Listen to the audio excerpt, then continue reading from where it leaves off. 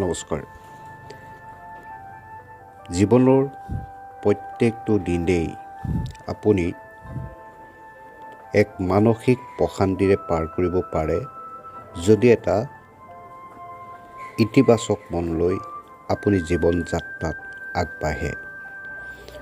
মনৰ প্ৰশান্তি লাভ কৰাৰ প্ৰকৃত ৰহস্যটো মানসিক দৃষ্টিভংগী পৰিৱৰ্তন কৰাতে নিহিত হৈ থাকে।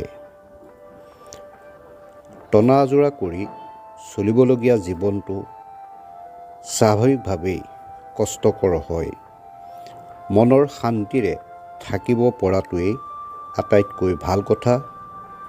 এনে জীৱন চেপা উত্তেজনাৰ আৰু দুশ্চিন্তাৰ পৰা মুক্ত হৈ থাকে। উত্তেজিত দৃষ্টিভংগী এটা লৈ শান্তিৰে কিদৰে জীৱন যাপন কৰিব পাৰি, আজিৰ আলোচনাত আমি সেই বিষয়ে কিছু আলোচনা কৰিবলৈ আগবাঢ়িছোঁ। নমস্কাৰ, আপোনালোকে চাই আছে দৈনিক পৰিক্ৰমা ফ'কাছ ইউটিউব চেনেল।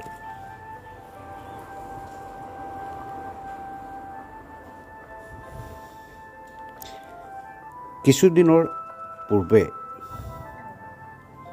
এগৰাকী চিকিৎসকে মোক কৈছিলে যে মোৰ ওচৰলৈ অহা বহুতো ৰোগীৰ ক্ষেত্ৰত তেওঁলোকৰ চিন্তা ভাৱনাবোৰৰ বাহিৰে অন্য একো বিকাৰ মই দেখা নাপাওঁ। বহুতৰ বাবে মই সদায় লিখা ব্যৱস্থাপত্ৰ এখনকে লিখি দিওঁ। পিছে এই ব্যৱস্থাপত্ৰৰ ঔষধৰ দোকানত আপুনি নাপায়। এই ৰোগ নিৰাময়ৰ প্ৰধান দিশটো হ'ল আপোনাৰ মানসিক প্ৰশান্তি। তোমাৰ মনটো নতুন কৰি লৈ তুমি তোমাৰ পৰিৱৰ্তন সাধন কৰা, আগতকৈ বেছি সুখী আৰু স্বাস্থ্যৱান হৈ জীৱনটো যাপন কৰিব পাৰিবা। তেখেতৰ কথাষাৰে মোৰ মনটো চুই গৈছিলে।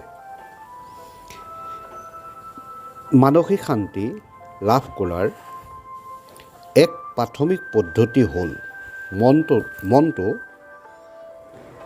একেবাৰে উজাৰ কৰি পেলাব লাগে। মনটো খালী কৰি ৰাখিব লাগে।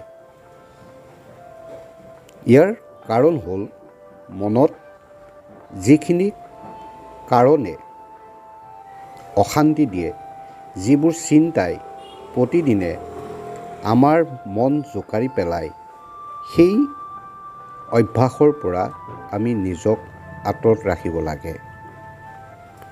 নিজৰ আচৰণ সম্বন্ধে কিবা অনুশোচনা কৰা, আনৰ দুৰ্ব্যৱহাৰৰ বাবে পোৱা মানসিক আঘাত, পাঠ আয়ত্ব কৰিব নোৱাৰাৰ বাবে হোৱা চিন্তা, কাৰোবাৰ প্ৰতি মনলৈ অহা বিৰূপ ভাৱ, এনে যিখিনি নেতিবাচক চিন্তা আমাৰ মনলৈ আহে, সেই চিন্তাখিনি সকলো সময়তে মনৰ পৰা আঁতৰাই ৰাখিবৰ যত্ন কৰিব লাগে। এনে বেদনাদায়ক স্মৃতিবোৰে আপোনাৰ মনটো অশান্ত কৰি ৰাখিব। আপোনাৰ মনটো বিভিন্ন দুশ্চিন্তাৰে আৱৰি ৰাখিব। নিজৰ মনটো গধুৰ কৰি ৰখা চিন্তা ভাৱনা কিছুমান আমি আমাৰ বিশ্বাসী কোনো লোকৰ আগত প্ৰকাশ কৰিব পাৰোঁ। খোলাখুলিকৈ মনৰ যিখিনি ঘটনাই আমাৰ মনটো অশান্ত কৰি ৰাখে, সেইখিনি আমি তেখেতৰ লগত শ্বেয়াৰ কৰিব পাৰোঁ। আৰু এই কথাই আমাৰ মনৰ ভিতৰত যিখিনি ঘটনাই বিৰূপ প্ৰতিক্ৰিয়াৰ সৃষ্টি কৰি আছে, সেইখিনি বহুত পাতল কৰাত সহায় কৰে। কিন্তু মনটো যে খালী কৰাৰ কথা ক'লোঁ, মনটো খালী কৰিলেই নহ'ব। খালী মনটোত কিবা এটা সুমুৱাব লাগিব। মনটো দীৰ্ঘ সময়ৰ বাবে খালী হৈ থাকিব নোৱাৰে আৰু এটা খালী মন লৈ তুমি চলি থকাটো সম্ভৱ নহয়। কোনো মানুহে এইটো কৰিব পৰা যেন লাগে, কিন্তু সাধাৰণতে খালী মনটো পূৰ কৰি পেলোৱা আৱশ্যক হয়। নহ'লে পেলাই থৈ অহা পুৰণি যিবিলাক আমনিদায়ক চিন্তাই আমাৰ মনটোক পীড়িত কৰি ৰাখে, পুনৰ সেই খালী মনটোত আহি বাহ ল'বহি। এইটো কৰিবৰ কাৰণে মনটোক সৃষ্টিশীল আৰু ইতিবাচক চিন্তাৰে ভৰাই পেলাব লাগে। তেনে কৰিলে তোমাক বহুত দিন ধৰি যিখিনি কথাই, যিখিনি ঘটনাই যন্ত্ৰণা দি আছিলে, সেই কথা আৰু ঘটনাবোৰ পুৰণি হ'ব। চিন্তা বিদ্বেষবোৰ তোমাৰ মনৰ পৰা লাহে লাহে দূৰ হ'ব আৰু একোটা ইতিবাচক চিন্তাই তোমাৰ মনত সোমাবলৈ যত্ন কৰিব। তোমাৰ মনটোত সি এক নতুন চিন্তাৰে তোমাক জীৱনটোক চাবলৈ, জীৱনটোক যাপন কৰিবলৈ অনুপ্ৰেৰণা সৃষ্টি কৰিব। তোমাক এৰি অহা যিবোৰ বিৰূপ চিন্তা, সেই বিৰূপ চিন্তাবোৰ তোমাৰ মনৰ পৰা আঁতৰি যাব আৰু তেতিয়াই তুমি মনত এক শান্তি লাভ কৰিব পাৰিবা। প্ৰতিদিনে দিনটোৰ ভিতৰত মাজে মাজে কিছুমান কথা বা ঘটনা আমি নিৰ্বাচিত কৰি মনৰ ভিতৰলৈ তাক অনাৰ যত্ন কৰিব পাৰোঁ। এনে কৰিলে আমাৰ মনটোত এক নতুন অনুভূতিৰ সৃষ্টি হ'ব, নতুন প্ৰেৰণাৰ সৃষ্টি হ'ব। মনটোত শান্তি বিৰাজ কৰাবৰ বাবে আমি কিছুমান ইতিবাচক কথা, শব্দৰ আশ্ৰয় ল'ব পাৰোঁ। শব্দবোৰৰ গভীৰ চিন্তা, অনুভূতি আদি মনত উদ্বেগকাৰী কিছুমান শক্তি থাকে। তেনেবোৰ শব্দ উচ্চাৰণ কৰিলে মনটোলৈ এক শান্তিৰ ভাৱ আহে। ইয়াৰ বিপৰীতে উৎকণ্ঠা বুজোৱা শব্দ কিছুমান আমি যদি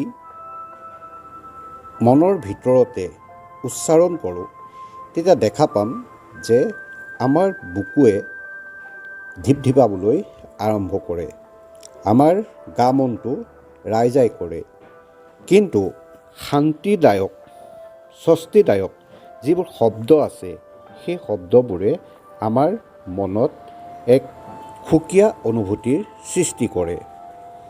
এই ক্ষেত্ৰত আপুনি চাওক, শান্তি বা প্ৰশান্তি এই শব্দটো আপুনি কেইবাৰমান উচ্চাৰণ কৰি চাওক, তেতিয়া দেখা পাব যে আপোনাৰ মনটো এক শান্তিৰ নিমজ্জিত হৈছে আৰু আপুনি এক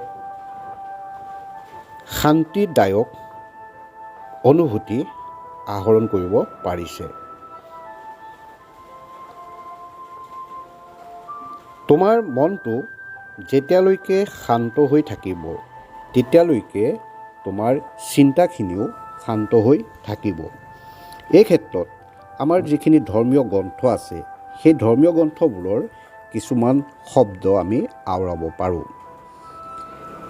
সেইবোৰত থকা কথাবোৰ যেতিয়া আমাৰ মনত সোমাই, মনৰ মাজত যেতিয়া ক্ৰিয়া কৰে, সি ৰণক্ষেত্ৰৰ পৰা ঘূৰি অহা সৈন্য এজনে খন্তেক জিৰণি ল'লে তেওঁৰ মনত যি ভাৱৰ উদ্বেগ হয়, যি প্ৰশান্তি ভাৱৰ উদ্বেগ হয়, তেনেভাৱে তোমাৰ মনত ক্ৰিয়া কৰিব। মনটোক শান্ত কৰি ৰাখিবৰ বাবে এনে এটা ব্যৱস্থাৰ প্ৰয়োজন, যি ব্যৱস্থাই আমাৰ মনটোক সকলো সময়তে শান্ত সমাহিত কৰি ৰাখিব পাৰে।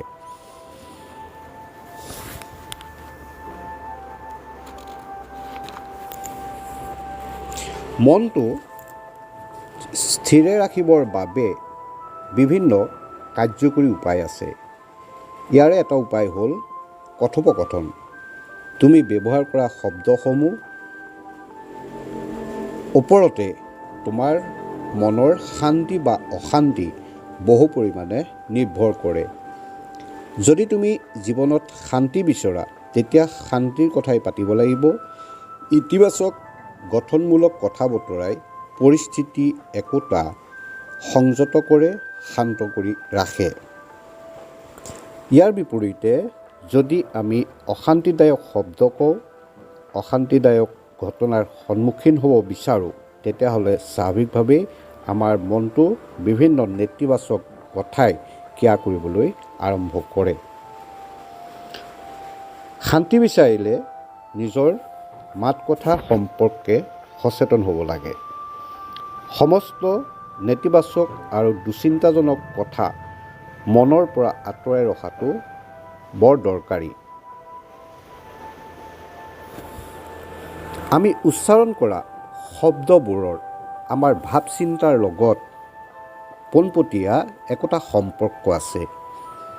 ভাৱবোৰে শব্দৰ সৃষ্টি কৰে আৰু শব্দবোৰ হ'ল ভাৱৰ বাহক।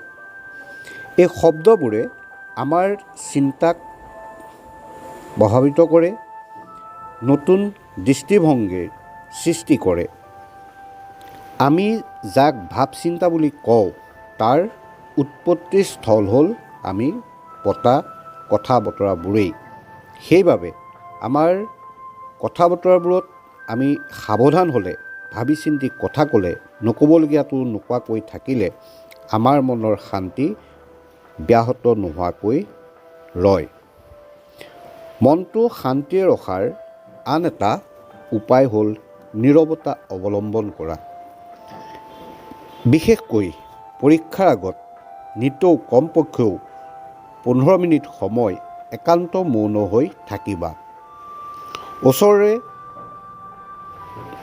হয় কোনো নিৰ্জন ঠাই বা তাত বহি দীঘল দি পৰি মৌনতা অৱলম্বন কৰিবা। কাৰো লগত সেই সময়ত কথা পাতিবৰ যত্ন নকৰিবা, একো নিলিখিবাও নপঢ়িবাও। যিমান পাৰা কোনো কথাকে চিন্তা নকৰাকৈ থাকা। মনটো উদাসীন কৰি ৰাখা। নিজৰ মনটোক শান্ত আৰু নিষ্ক্ৰিয় বুলি ধৰি লোৱা। এনে কৰাটো প্ৰথমতে তোমাৰ কাৰণে সহজ নহ'ব, কাৰণ বিভিন্ন ভাৱ চিন্তাই তোমাৰ মনটোক জোকাৰি থাকে। কিন্তু অভ্যাসৰ জৰিয়তে লাহে লাহে তুমি এনে এটা স্তৰ পাবগৈ পাৰা।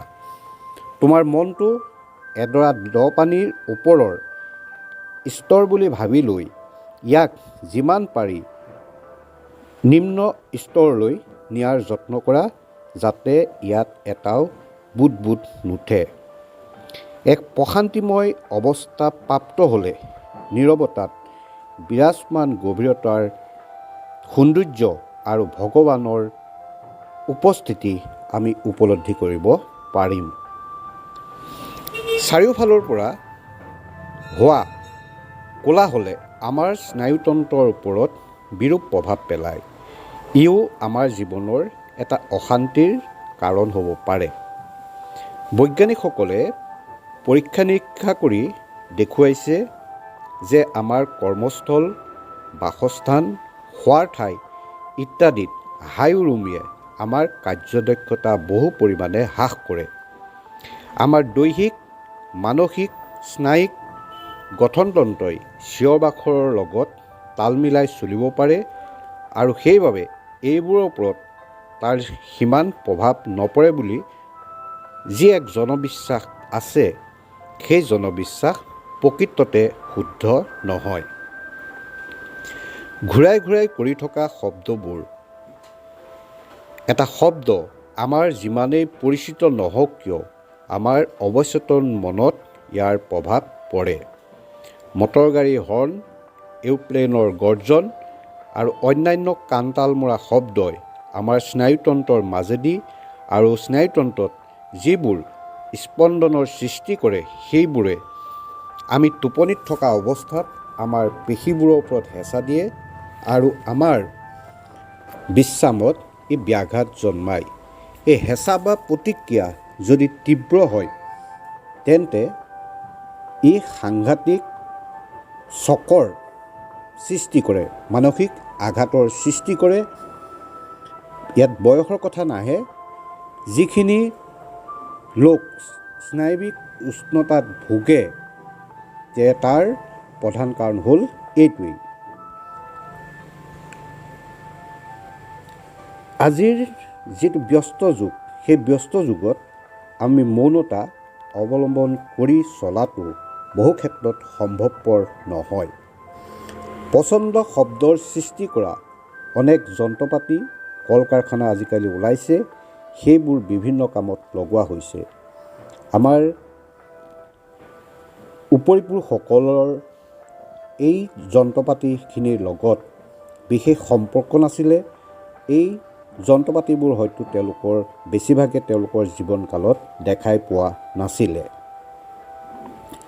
আধুনিক জগতত দূৰত্ব প্ৰায় নাইকিয়াই হৈছে আৰু যি দেখা গৈছে কালৰ সময়ৰ দূৰত্ব আমি নাইকিয়া কৰিবলৈ ওলাইছোঁ। গভীৰ অৰণ্যৰ মাজেদি ভ্ৰমণ কৰা বা সাগৰৰ দাঁতিত বা পৰ্বতৰ শিখৰত বা সাগৰৰ মাজত জাহাজ এখনত বহি নিৰলে প্ৰাৰ্থনা কৰাটো বৰ্তমান যুগত কাৎচিতহে সম্ভৱপৰ হ'ব পাৰে। কিন্তু এনে অভিজ্ঞতা যদি আমাৰ জীৱনত ঘটে, সেই অভিজ্ঞতাক আমি মনত সাঁচি ৰাখিব লাগে আৰু সেইবোৰৰ স্মৃতি নীৰৱে ৰোমন্থন কৰি বাস্তৱ জীৱনত শান্তি উপভোগ কৰাৰ যত্ন কৰিব লাগে। তেতিয়া আমাৰ অতীতটো বৰ্তমানৰ দৰেই মূৰ্ত হৈ পৰিব, শান্ত হৈ পৰিব। কালৰ যি পাৰ্থক্য থাকে, ব্যৱধান থাকে, সেই ব্যৱধানটো সেই সময়ত আঁতৰি যাব। অতীতৰ অপ্ৰিয় কথাবোৰ আমাৰ মনে পাহৰি যাবলৈ বিচাৰিব আৰু যিবোৰ অভিজ্ঞতা মধুৰ, প্ৰশান্তিদায়ক, সেইবোৰহে আমাৰ মনটোৱে ধৰি ৰাখিব বিচাৰিব।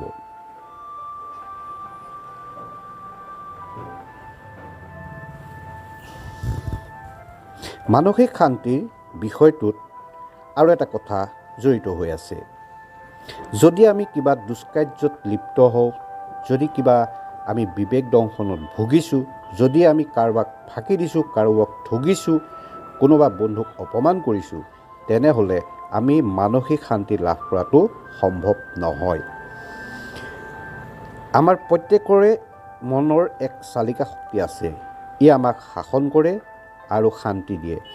আমাৰ দুষ্কাৰ্যৰ বাবে ভগৱানৰ ওচৰত ক্ষমা ভিক্ষা কৰাৰ বাহিৰে শান্তি লাভ কৰাৰ অন্য কোনো উপায় নাই। আন্তৰিকভাৱে ক্ষমা ভিক্ষা কৰা কাকোৱেই ভগৱানে ক্ষমা নকৰাকৈ নাথাকে। অপৰাধ স্বীকাৰ কৰি ভগৱানৰ শৰণাপন্ন হ'লে মনটোৱে এক শান্তি লাভ কৰিব পাৰে। গতিকে জীৱনত সকলো উদ্বেগ অশান্তিৰ পৰা নিজকে মুক্ত কৰি ৰাখিবলৈ হ'লে মনটোক সকলো সময়তে শান্ত কৰি ৰাখিব লাগে আৰু এই শান্ত কৰি ৰাখিলেই জীৱন যাত্ৰা সহজ হৈ পৰে। জীৱনত অহা সকলো নেতিবাচক ঘটনাক ইতিবাচক দৃষ্টিভংগীৰে গ্ৰহণ কৰিবলৈ আমাৰ মনক শক্তি, সাহস আৰু অনুপ্ৰেৰণাৰ যোগান ধৰে। ধন্যবাদ।